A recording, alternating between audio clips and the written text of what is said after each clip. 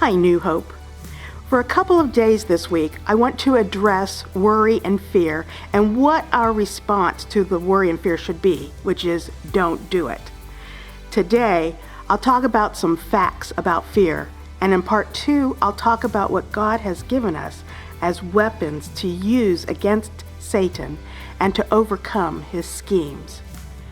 In Luke 21:26, Jesus referred to the end times of this age as a time when men will lose courage and become terrified with fear. The King James says, men's hearts failing them for fear. And in the NIV, people will faint from terror, apprehensive of what is coming on the world. When Jesus made these statements, he was referring to some very specific signs of end time that would cause this reaction. As the New Living Translation words it, people will be terrified at what they see coming upon the earth, for the powers of the heavens will be shaken. Now, these specific signs have not yet begun, but Jesus referred to about 25 other signs that would begin to come together, increasing as the last days approach. These signs seem to be rising fast in our day, resulting in a rise in human anxiety, worry, and fear. The hearts of mankind are beginning to be assaulted by the fears and uncertainties which sin and rebellion against God always bring. The rebellion is on a worldwide scale. By means of mass media, human cultures have been infected with anti-God attitudes. These attitudes are evolving into a global moral rebellion against God's authority to give direction to our lives. And the response of God, found in Luke 21:26 and 27, will be one which the whole world will see. For the heavenly bodies will be shaken. At that time, they will see the Son of Man coming in a cloud with power and great glory. Now, man has always longed to be in control. Yet the events of our world, as what we see happening right now, are clearly beginning to tell us we are not in control. Whether it's wildfires in the western states, major hurricanes in the southeastern states, tsunamis, flooding in various parts of the world, volcano eruptions, earthquakes, or even a pandemic, we are clearly being reminded we are not in control. Yes, we live in a world that generates much fear and anxiety from all that we see and hear about in the local news and world news and in other forms of social media. Our fallen nature is prone to fear, worry, anxiety, and apprehensions because we are so self-conscious and self-focused, and we think it all depends on us.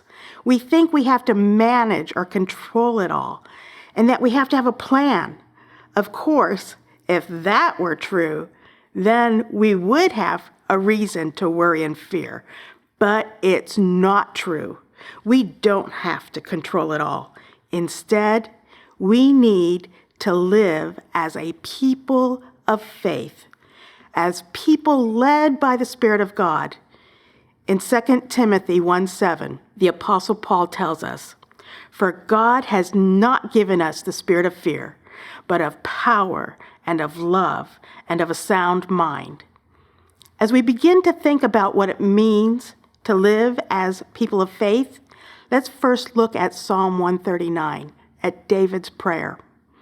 He prayed, "Search me, O God, and know my heart. Test me and know my anxious thoughts." We need to let God, who knows our hearts, we need to let him show us how to break free from fear, anxiety, and worry. And then we need to let him help us to break free from those anxious thoughts.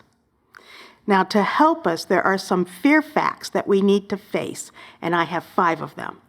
First, fear fact number 1. Realize you are never, ever in control, not in the past, not now, and not in the future. We are not in control of everything, not fully in charge of everything. Now, there are some things in our lives that we hold dear that we have no control over. For example, one thing is our health. We can take good care of ourselves, eat right, exercise, get plenty of rest, don't abuse our bodies with substances, but that doesn't guarantee that you won't get some unexpected disease that controls your life. A perfect example in my life was my parents. My mom and dad, they both took great care of their bodies, both exercised, ate well, grew their own vegetables and things. And then Mom ended up getting Alzheimer's. And then a couple years ago, my dad had a heart attack. Another example of what we don't have control over is other people, friends, co-workers, family members. In my case, my children. I love them, raise them in the church, try to have Christ-centered education, all the good influences, do all the right things, hoping for them to grow into good moral individuals who have accepted Jesus as Lord and Savior and love and serve Him. But there are no guarantees. We are not in full control of our children, and the older they get, the less control we have. We found that was true in our family. And one more example, future security. We can spend a lifetime of investing and saving for the future, and yet we might lose some or all of what we hoped would be enough for retirement. We don't have absolute insurance when it comes to the future. So number one, we are never in control. Fear fact 2, worry, fear, and anxiety are ineffective in addressing the issues of life. They are powerless to change anything in the right direction. You know, worry is like a treadmill or a stationary bike. It will give you something to do, but it won't get you anywhere. In Matthew 6, Jesus asked, "Who of you, by worrying, can add a single hour to your life?" And we now know, and medical science has proven, that worry can actually subtract time off of your life. Studies have found many health problems related to stress. Stress seems to worsen or increase the risk of conditions like asthma, obesity, heart disease, Alzheimer's, diabetes, depression, and gastrointestinal problems. Worry is a waste of time. It's harmful to us. And Jesus tells us not to do it. He says in Matthew 6:34, "Do not worry about tomorrow, for tomorrow will worry about itself. Each day has enough trouble of its own." Fear fact 3, worry never changes anything for the good. It does change some things for the ill, for the bad, but not for the good.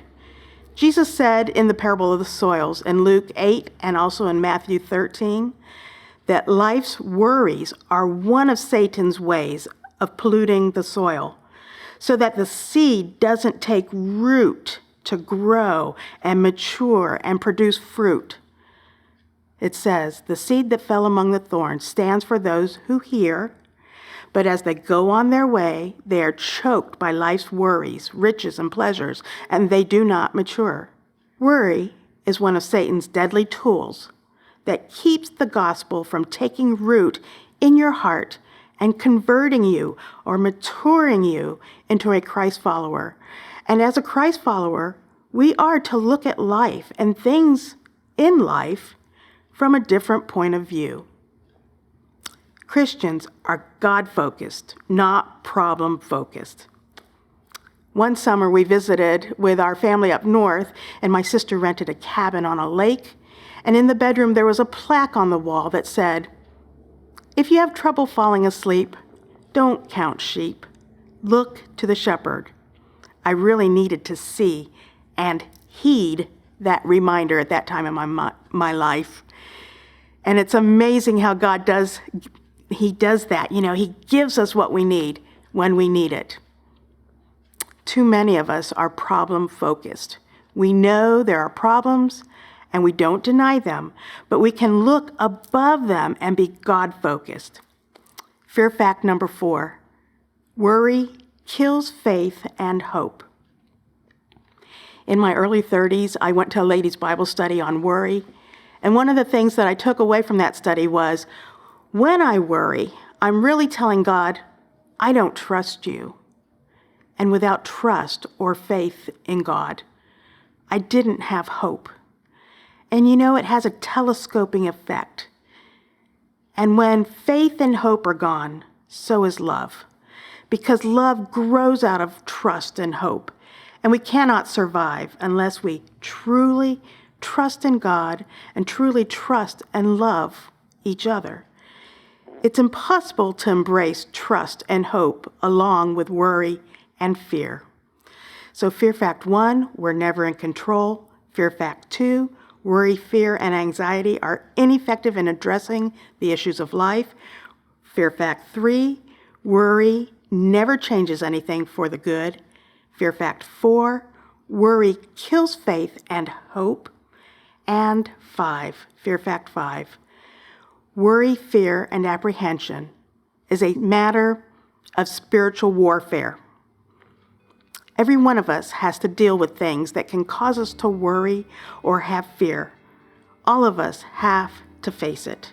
It's a part of the spiritual battle of this world. Jesus said, "In this world you will have trouble." Part of that trouble is Satan's lies. His lies produce worry and fears. All improper fears are rooted in a lie. So that's why every time you're facing an improper fear, ask yourself, what is it that I'm believing that is not true? Sometimes we're believing a truth, but a larger truth cancels out that truth because that was only a half-truth.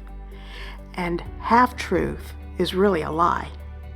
We need to know the whole truth. And it's so important to be a child of the truth and to know the truth, because why? The truth will set you free. In closing, so what do we do with our worries, fears, anxieties, and apprehensions? Obviously, we're not to worry. In the next devotional, I want to cover 2 weapons that God has given us to use against Satan and to overcome his schemes. See you in a couple days.